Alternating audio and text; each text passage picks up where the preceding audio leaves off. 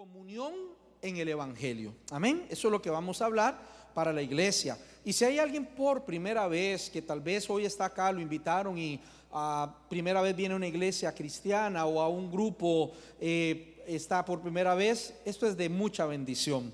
Si hay un libro, una carta, un escrito, un tratado bíblico que sea fundamental para que hablemos del Evangelio y sobre todo de la comunión, del compañerismo, en la carta de Pablo a los Filipenses. Amén. Entonces va a ser de mucha bendición. Comunión en el Evangelio, el ejemplo de los Filipenses es lo que vamos a estar viendo. Por supuesto sé que hay muchos textos, pero quiero comenzar con el versículo 5 del capítulo 1, y ahí es donde vamos a empezar, y luego vamos a ir a estar explorando diferentes partes del texto bíblico.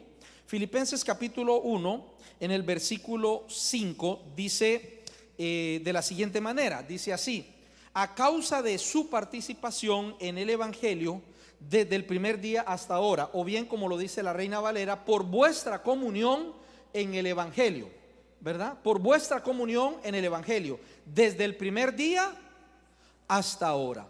Entonces, ¿de qué se trata la carta? ¿De qué se trata este tratado bíblico que Dios permite que Pablo escriba para un grupo de hermanos? Ahorita estábamos reunidos acá y yo me imagino, era igual hace 2000 años, claro, no con tanto instrumento, me imagino, ¿verdad? Y tantas cosas bonitas, sin aire acondicionado, me imagino, pero estamos mejor nosotros. Pero estaba la iglesia reunida, era una iglesia que Pablo había fundado, no porque él la tenía en su agenda. Y quiero que tome usted en esto nota. La iglesia de Filipos no estaba en la agenda de Pablo. Esta es una iglesia que estaba en la agenda del corazón de Dios. Eso es una gran diferencia enorme, ¿de acuerdo? Y no digo que porque no sea de Pablo o sea de un hombre no esté mal. No. Dios nos mandó a hacer su obra y hay que hacerla, amén. Como ahora ahí rapidito hablando con el pastor, porque es la primera vez que lo veo, lo conozco, y qué bendición que ellos hayan iniciado hace 15 años en este lugar, ¿verdad? Guapileños, ahí con su esposa, su familia, los que han ido añadiéndose acá. Y qué lindo es ver una iglesia cómo va creciendo. Es como una familia, es como un niño, es como una empresa, van a ir creciendo, ¿verdad? Y la idea es que vayan creciendo saludablemente.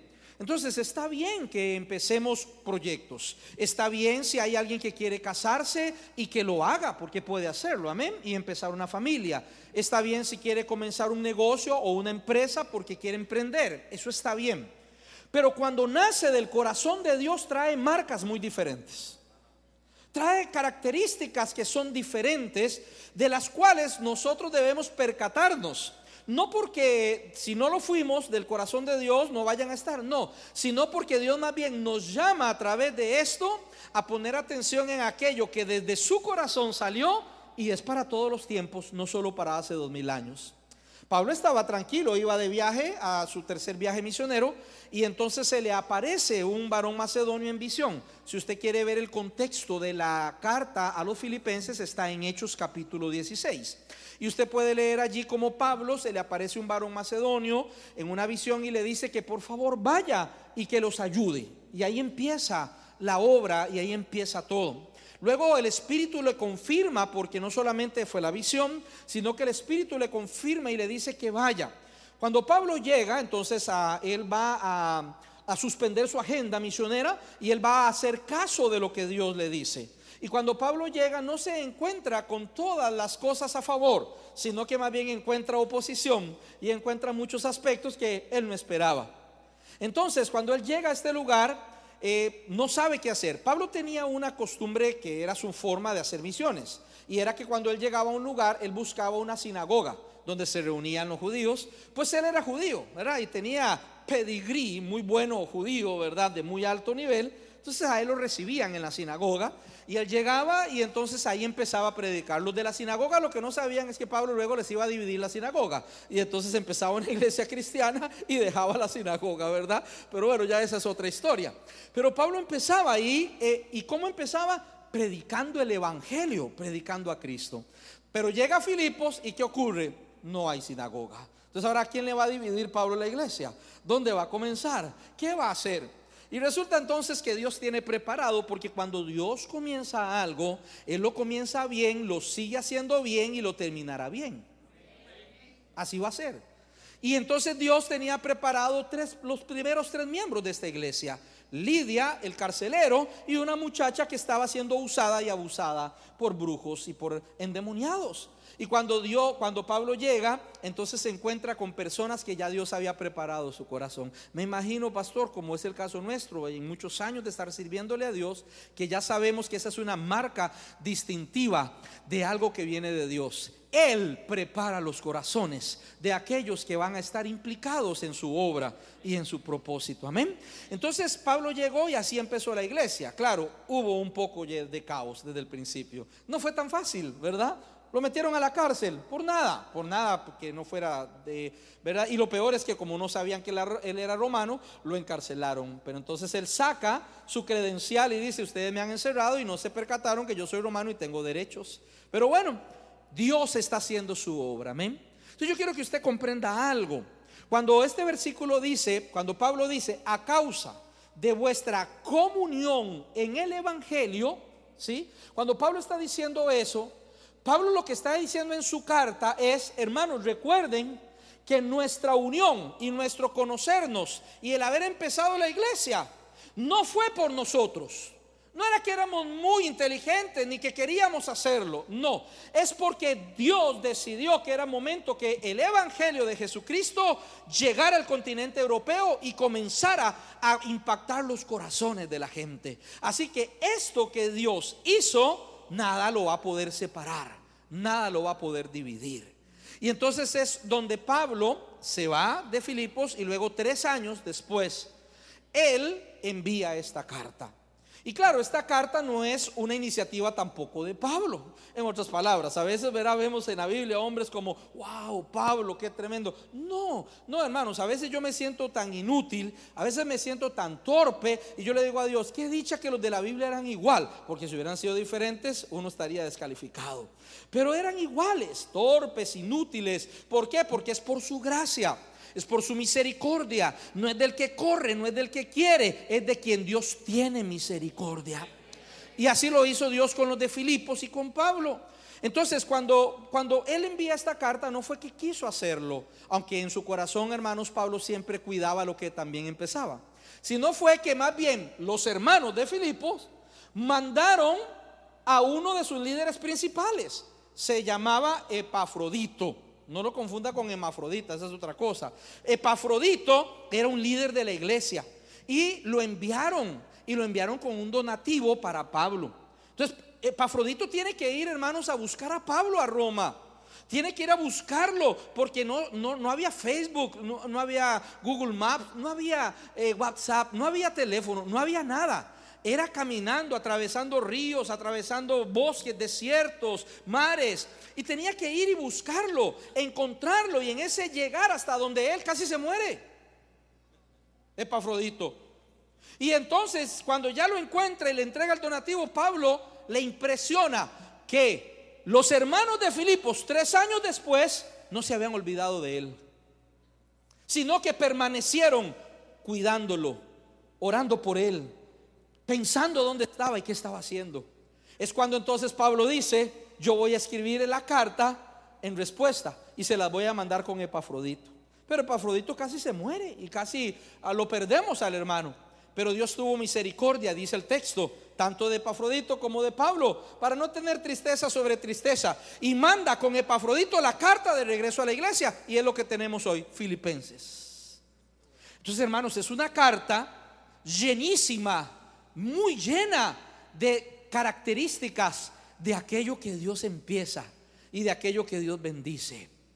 Y es que déjeme entonces introducirme aquí con algo importante, más todavía.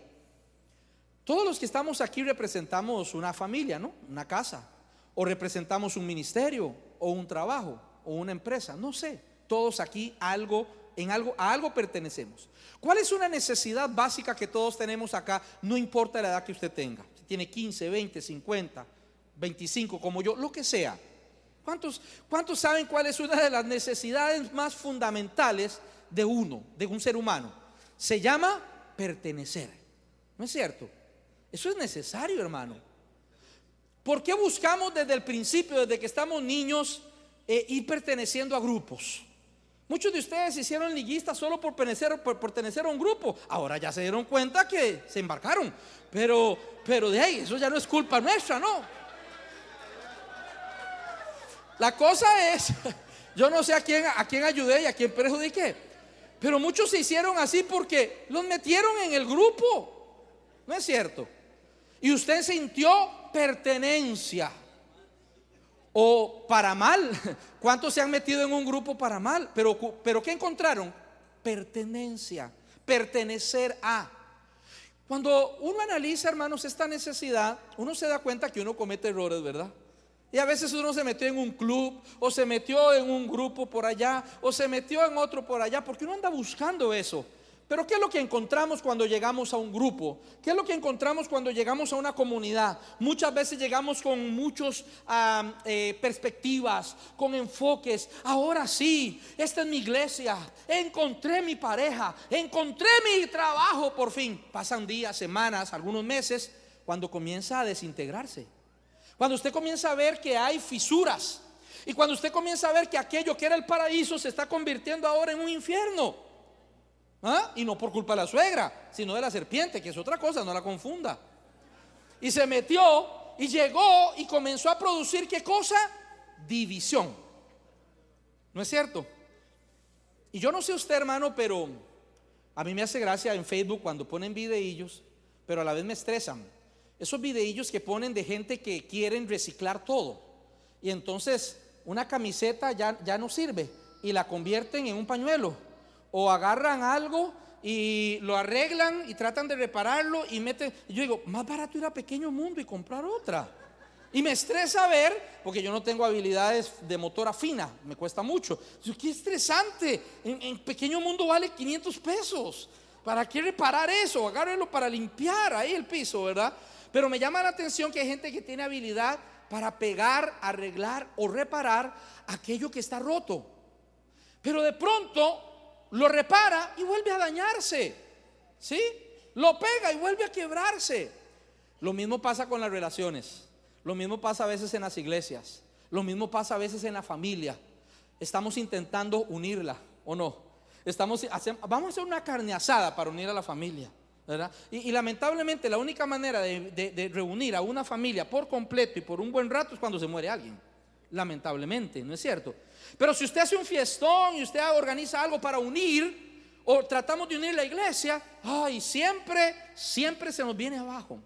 Le voy a decir algo, hermanos. El problema no es tratar de estar unidos. El problema no es compañerismo. Eso es innato, es necesario que pertenezcamos. Es muy importante ser parte de una familia, de un país, de una iglesia, de algo. El problema está en qué es lo que une ese grupo. Dependiendo lo que sea el punto de unión de ese grupo, va a durar poco, mucho, nada o para siempre. ¿Me siguen? Bueno, Filipenses tiene, hermanos, la respuesta para que nosotros podamos desarrollar compañerismo, comunión y unidad en la iglesia, en la familia, en la empresa. Y ya le voy a dar ejemplos. Y eso es clave en el libro de Filipenses. Y se llama el Evangelio. Lo que está unido por el Evangelio jamás se va a dividir. Si hubiera dicho esa prisa, muchos dicen amén, pero aquí no hay ningún amén. ¿Será que tal vez a veces no estamos, hermanos, enfocados en el texto? Qué linda la iglesia, hermanos, de verdad, lo digo de corazón. No estoy aquí pasando brocha ni nada. No, muy bonito. Y sobre todo la historia. Pero le voy a decir algo. La iglesia tiene que replantearse. Nosotros, los cristianos, tenemos que replantearnos ¿por qué estamos en la iglesia? ¿Qué nos une? ¿Sí? Le contaba rápidamente al pastor, yo tengo 30 años, hermanos, de estar en el ministerio. Yo sé que no parece, ¿verdad? Ayúdeme, dígame amén. Yo sé que no parece que tenga 30 años, hermanos, de estar en el ministerio. He pasado por todo tipo de iglesias, pequeñas, grandes, rojas, negras, esas son las más malas, moradas, de todas he pasado. He vivido de todo. Yo nací en una época cristiana, en los años 80, casi 80, nací en el Señor y de una vez me metieron al ministerio a servir desde muy niño. Entonces he visto el cambio de la iglesia en Costa Rica. Si estoy hablándole de, ¿verdad?, 30 años o 35 años de ver en todo Costa Rica, porque Dios me ha dado la bendición de poder viajar de punta a punta en este país. Y me he dado cuenta, hermanos, que la iglesia ha ido cambiando mucho y se ha ido sectorizando, especializando y partiéndose. Hay iglesias de un corte. Yo quiero ir a esta porque a mí me gusta donde gritan. No, a mí no me gusta donde gritan, yo quiero donde no hagan nada. A mí me gusta esta donde las sillas son acolchadas. No, a mí me gusta de banca porque esa es la iglesia verdadera. Así nació la iglesia en Costa Rica, con bancas. No, yo pertenezco a aquella porque ahí hay muchos jóvenes. Ahora, no hay nada de malo en eso. No. Pero ese punto de unión no es fuerte y se puede quebrantar muy pronto. No está mal que usted busque alguna identidad específica. Lo que está mal es que esa característica sea la principal que usted busque para unirse a la iglesia. Porque lo que debe de unir a una iglesia, lo único es Cristo y el Evangelio. Si usted no viene por Cristo y el Evangelio, se equivocó de lugar. Si quiere ir al estadio, yo lo acompaño, pero eso es para otra cosa.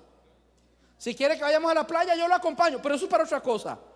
Pero cuando hablamos de la iglesia, solo uno debe de ser el que nos mantiene a todos aquí. No importa si vengo de allá, si soy de allá, si me gusta gritado, golpeado, sentado, parado, blanco, azul y rojo. Cristo es el primer y único motivo por el cual vamos a estar unidos en la iglesia. De eso se trata la carta de Pablo a los filipenses. Pablo comienza diciéndoles, y vea cómo está el saludo. Me ayudan ahí los hermanos de multimedia. Vea cómo hacía una vista pájaro de filipenses. En el saludo Pablo le dice a ellos, recuerden que es una carta, ¿recuerdan? Una carta. Pablo y Timoteo, ¿cómo se presentan? Ok, esta versión es muy noble, porque los traductores a veces, hermanos, buscan palabras que no golpeen socialmente. La palabra correcta ahí es esclavos. Y usted dirá, sí, hermano, pero ya fuimos libres. No, pero no para vivir como nos da la gana, porque en el tiempo de Pablo y los filipenses, el imperio romano tenía tres clases de personas: los patricios, los que gobernaban, los plebeyos, los que trabajaban, y los esclavos, que eran los más, ¿verdad?, el grueso. Los esclavos no tenían derecho de nada, ni de hablar, ni de nada, es más, ni de comer. Ellos comían cuando su amo le decía que comieran, como un perro. Vive mejor un perro hoy que un esclavo en ese tiempo. Pero resulta que los esclavos en el tiempo de Roma, por alguna razón, de alguna manera, en un golpe de suerte, en una Navidad se pegaba a alguien el gordo navideño y entonces lo podían librar de su esclavitud. Y el esclavo que era liberado de la esclavitud de su amo, le llamaban liberto. Así se llamaba, liberto.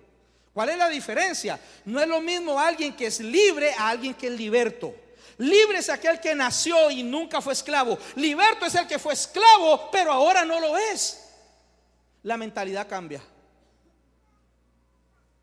Es como cuando alguien ha sido pobre toda la vida, o no, voy a hacerlo al revés, como cuando alguien ha sido rico toda la vida, nació en cuna de oro, está muy bien, comía de todo lo que le daba la gana, sus mejores marcas de ropa, y de pronto hay ruina, de pronto se cae el negocio de la familia y ahora es pobre. No puede ir a Pequeño Mundo a comprar tenis de 2,000 pesos, no puede, simplemente no puede, porque tiene mentalidad de rico. Cuando Pablo se presenta en el saludo, le dice a ellos: hermanos, recuerden que nosotros somos libertos. Es decir, hemos sido libres por el Señor, pero siempre para vivir para Él. Así que no me jueguen de vivos, no se me desenfoquen. Seguimos perteneciendo a alguien, pero ahora con una mentalidad de libertad diferente a la que se vivía en ese tiempo en Roma. Por eso también en otro pasaje hablaba de que no es lo mismo es ser un liberto que ser alguien que usa de libertinaje. ¿De acuerdo? Hoy en día, hermano, con mucho respeto por la sociedad que vivimos tan ególatra, hipernarcisista, súper, pero súper centrada en sí mismo, a la gente no se le puede decir nada, porque la respuesta es: yo hago con mi vida lo que quiera porque es mi vida. Eso no es de Dios. Si una persona ha nacido de nuevo en Cristo, sabe que ya ni su vida le pertenece, sino a Cristo. Y lo mejor, pertenece al cuerpo de Cristo, que es la iglesia. Amén. Entonces, vea cómo desde el saludo él comienza a hablar de la mentalidad. Pero no solamente en el saludo, mis amados hermanos. Pablo hace una oración. Vamos a leerla rápidamente, esa oración, del versículo 3 al versículo 7. En la oración Pablo vuelve a reflejar cómo la unión del evangelio debe de ser lo que dicta o dictamina el compañerismo y la pertenencia nuestra a la iglesia.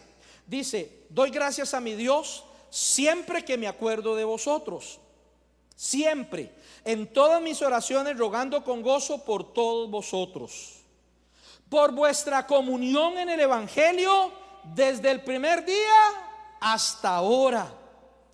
Dice: estando persuadido de esto, que el que comenzó en vosotros la buena obra, la perfeccionará hasta el día de Jesucristo. Deténgame ahí un momentito la lectura. ¿Cuántos creen esto, hermanos? ¿Y cuántos lo reciben con gozo? Amén. Bueno, eso es cierto y hay que recibirlo con gozo. Pero permítame decirle que ahí no está hablando de la obra que usted quiere, sino de la obra que Él quiere. Porque a veces nosotros, hermanos, en lugar de ser libertos, somos los señores y Dios es el liberto, ¿verdad? No, un momento, yo voy a comenzar esto y en el nombre de Jesús Dios lo va a prosperar. Tiene que hacerlo, porque yo soy su hijo. Parece un chiquillo de esos malcriados de hoy, pipis, que ¿verdad? Reclaman por todo. Hermano, cuando dice ahí que el que comenzó la buena obra, se está refiriendo a su obra. Hermano, porque solo me dice amén cuando le gusta. Bueno, no me diga amén, pero si le duele, diga algo, pero dígame que está vivo. ¿Cuántos han visto que la tortilla se volteó de hace tiempo para acá, pastor? Y ya la iglesia no vive para Dios, sino Dios para la iglesia. Y no es que sea malo, Dios nos quiere bendecir, yo lo creo, hermano. Vea, hermano, Dios bendice muchísimo. Ahora hace como un mes, yo estaba en mi carrito, yo tengo un carro pequeñito, iba ahí, hermanos, y hace como un año nos quebraron el espejo, el retrovisor, y yo le puse uno barato de 5,000 colones. Y yo, hermanos, ahí como agarradillo, porque yo dije, con ese se ve bien.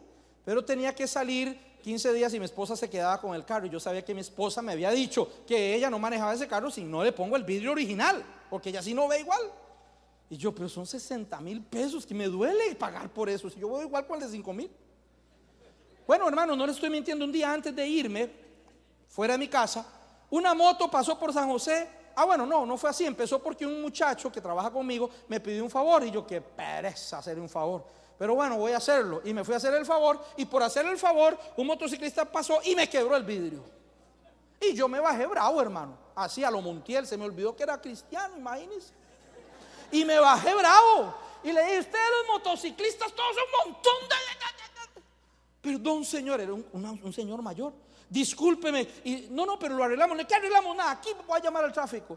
Me dice: no, vea, es que yo sé, yo no me iba a tirar, pero hagamos algo. Y le digo: vea, yo ese aparato para cambiarlo vale como 60,000 pesos, 80,000, yo no sé cuánto vale eso. Yo bravo. Y el señor me dice: tranquilo, y se fue. Y de pronto llega, hermano, sacó plata de un cajero y me dio 60, fueron 80, no me acuerdo, me dio un montón de plata. Me dice: pero perdóneme, de verdad, arréglelo. ¿Está bien? Llamo inmediatamente a Grupo Q y costaba 39,000 colones. Me gané 20 y dejé a mi esposa con el vidrio original. Hermanos, no es la primera vez. Esta se la cuento para decirle que he visto a Dios operar de formas increíblemente interesantes. Dios me cuida, Dios me bendice. Yo no tengo que estarle pidiendo por eso. Yo no sé por qué le piden tanto a Dios. ¿Será que Dios no le quiere dar nada a usted? Pregúntele por qué. ¿Qué culpa tengo yo? Cuando Dios quiere bendecirme, hay que pedírselo, hay que agradecérselo. Pero bueno, déjeme decirle que una cosa es que Dios quiera bendecirnos, cuidarnos y amarnos, y otra es que se haya volteado la teología ególatra para que nosotros queramos someter a Dios para nuestra obra. Tu obra es importante, sí. Tus sueños son importantes, sí, pero no tanto como los de Dios, que son primero. Dios tiene sueños o no para este país. ¿O no sueña Dios con ver a su iglesia y a su pueblo crecer en Cristo para venir por una iglesia santa, sin mancha, sin arruga, madura, lista para habitar con ella? ¿No es eso lo que Dios quiso desde el principio? Eso es el plan de Dios, unirse a una familia de reyes y sacerdotes. Así que la panadería, la heladería o sus sueños todos son buenos, pero se quedan aquí. Ese pan, por más rico que usted lo haga, el anticristo se lo terminará comiendo. Piense primero, como Pablo, estando persuadido de esto, que el que comenzó su buena obra la perfeccionará hasta el día de Jesucristo. Sigamos el verso 6, dice el 7, perdón. Entonces Pablo sigue diciendo, esto es toda una oración. Dice: como me es justo sentir esto de todos vosotros, por cuanto os tengo en el corazón. Es decir, no solamente Pablo los quería de boca, no, en el corazón. Pero dice: también a ustedes los tengo en mis prisiones, también los tengo en la defensa, también los tengo en la confirmación del evangelio. Quiero recordarles, hermanos, y en oración lo hago, todos ustedes son participantes conmigo de la gracia. ¿Qué significa, hermanos? Que la comunión de esta iglesia estaba basada en Cristo y en el evangelio, y que no importaba si estaban separados de tiempo o espacio, seguían unidos, porque Cristo no está limitado ni por tiempo ni espacio. Estemos donde estemos, los que estamos enfocados en Él y en el evangelio, siempre estamos unidos, y eso nadie lo puede destruir. Yo le hago un llamado, hermano, a que usted vuelva su corazón primeramente a Cristo y al evangelio, porque su casa, si usted va a buscar unión en su casa, búsquelo en Cristo y en el evangelio. Si quieren unión en la iglesia, busquémosla en Cristo y en el evangelio. Esa unidad, ese punto de unión es inquebrantable. Todo lo demás se puede terminar, pero eso es eterno. Amén. Y por eso es que hay que volver nuestro corazón a Él. Pablo sigue, hermanos, toda la carta de Pablo, como le decía a los hermanos de Multimedia y al pastor, toda la carta, hermanos. Yo amo Filipenses. Esta es una carta que ha cambiado y transformado toda mi vida. Después de esta oración, Pablo los exhorta. Tal vez vamos un poquitito más, hermanos. Ese reloj dice que me quedan 11 horas con 15 minutos. Dice en el 1:27, vaya un momentito en el 1:27, dice: ahora Pablo los exhorta y dice: solamente, ojo acá, solamente que os comportéis como es digno del evangelio, para que sea que vaya a veros o que esté ausente. Ahora vamos, seguimos. Oiga de vosotros que están como firmes en ¿qué? En un mismo espíritu. ¿Se da cuenta? Combatiendo como unánimes por los sueños de ustedes. ¿Cuántos dicen amén? No y no. Reclamo y protesto. ¿Para qué tienen pantallas? ¿Ah? ¿Tienen pantallas? Y no. Dígame, pastor, no me engañe, no me ponga cáscaras de banano. Sabe, dicho sea de paso, hermano, nunca le crea todo a los pastores. Vea que podemos engañar o no. Mire, combatiendo unánimes, ¿por qué? Hermano, ahí estamos todos. La fe del evangelio transforma tu casa. La fe del evangelio bendice cualquier negocio. La fe del evangelio produce bendición y crecimiento en cualquier iglesia. La fe en el evangelio, que es Cristo, porque el evangelio es Cristo, es algo, hermanos, que el infierno no puede ni tocar. Cuando Cristo y el evangelio es puesto en el lugar que tiene que ser, hermanos, las cosas van a caminar siempre en el perfecto amor y la perfecta bendición de Dios. Muchas cosas, hermanos, se van a alinear cuando nos alineemos primero nosotros al evangelio. Entonces Pablo los exhorta, combatiendo unánimes por la fe del evangelio. ¿Hay algún versículo allí más, hermano? Yo creo que sí, ¿verdad? El 29:30. Dice: y en nada intimidados por los que se oponen, que para ellos ciertamente es indicio de perdición, mas para vosotros de salvación, y esto de Dios.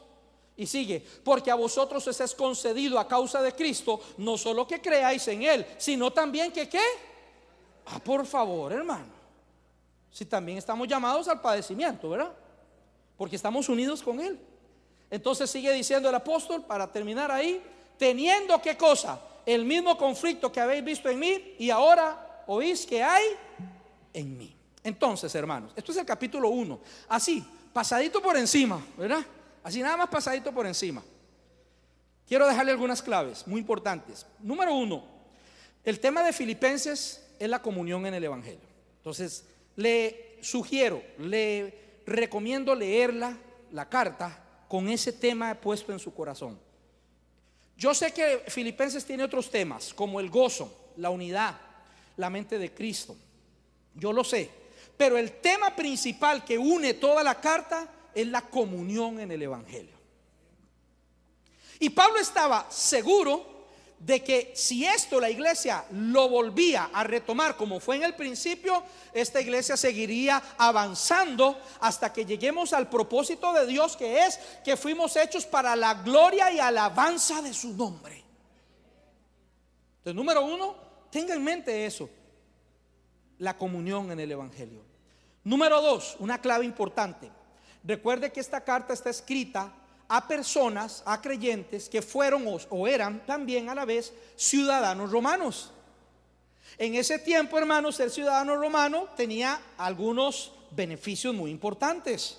Y el hecho de que ellos fueran ciudadanos romanos, hermanos, les daba categoría, ¿sí? Les daba derechos, les daba privilegios. Por eso en la carta se menciona en el 3:20-21 cuando dice: porque vuestra ciudadanía está en los cielos. Como Pablo diciéndole: no se me crea mucho por ser romano, porque primero usted debe de ser cristiano antes que romano.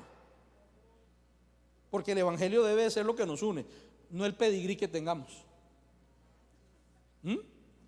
De hecho, Pablo les dice: si ustedes quieren que yo presente cartas como ustedes están tratando de hacerlo, déjenme presentarle la mía en la carne. Y chorrea un montón de características en el capítulo 3. Entonces, cuando Pablo habla a ellos, habla a gente que tenían, hermanos, una mentalidad muy diferente a las otras iglesias, como Corinto, Gálatas, etc. Entonces, recuerde que eran gente que entendían otros conceptos. Y dicho sea de paso, y voy terminando con esta segunda clave. Los ciudadanos romanos, hermanos, los filipenses, perdón, eran ciudadanos romanos porque ellos fueron una colonia constituida por Roma. Resulta que para fundar una colonia de Roma fuera de Roma, había que unir 10 o 12 personas que habían peleado en batalla, eran veteranos, tenían para invertir. Entonces ellos fundaban una colonia y Roma les daba los derechos de ciudadanos aunque vivieran fuera de Roma.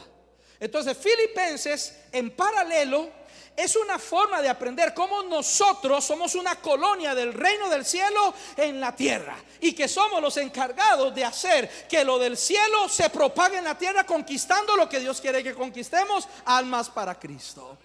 Amén. Entonces, por eso es importante el contexto histórico, y usted puede encontrar mucho de eso en sangoogle.com. Ahí le va a ayudar un montón sobre la cultura romana.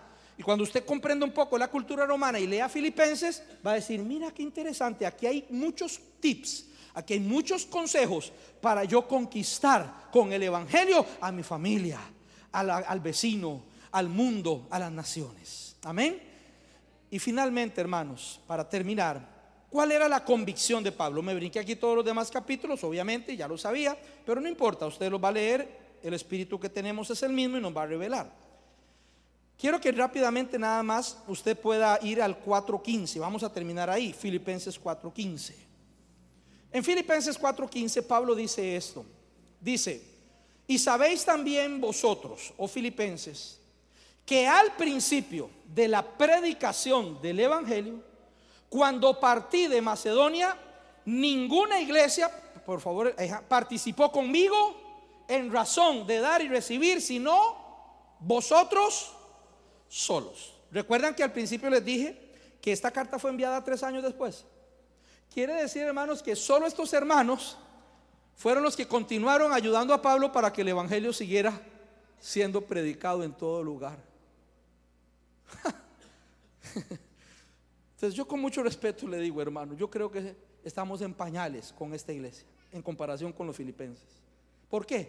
Porque, hermanos, cuántos show, piruetas y cosas tenemos que hacer los pastores para que la gente llegue, y cuánto más para que se quede, y cuánto más para que participe, y cuánto más para que den.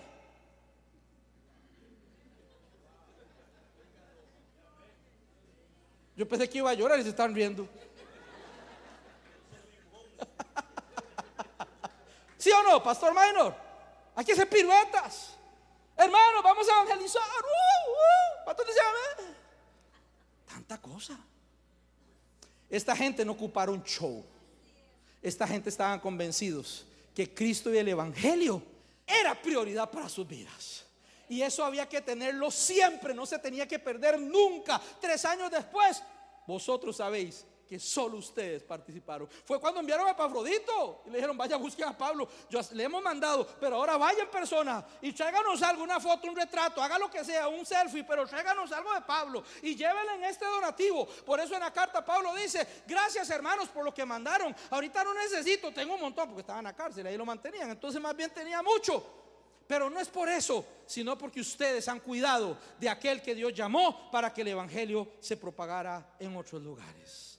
Iglesia, busquemos madurez en Cristo. Unámonos en cualquier área que sea por el Evangelio. Busquémoslo a Él de nuevo. Si Cristo y el Evangelio no es el sentido y la razón de tu vida, en tu casa, en la iglesia, en tu trabajo, vas a fracasar. Te van a dividir, se va a particionar, se va a perder, porque el diablo es experto en dividir, es experto en maltratar. Pero si Cristo y el Evangelio es el punto de unión de tu casa y de tu iglesia, ni el diablo, ni el infierno, ni la suegra lo podrán dividir.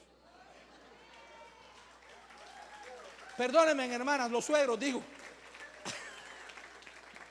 Amén. Hermanos, lean Filipenses. ¿Sí? ¿Cuántos van a leer Filipenses? Lean Filipenses. Lean Filipenses. Yo les recomiendo que lo lea unas 50 veces solamente. Gracias, hermanos, de verdad. Vamos a orar, ¿les parece?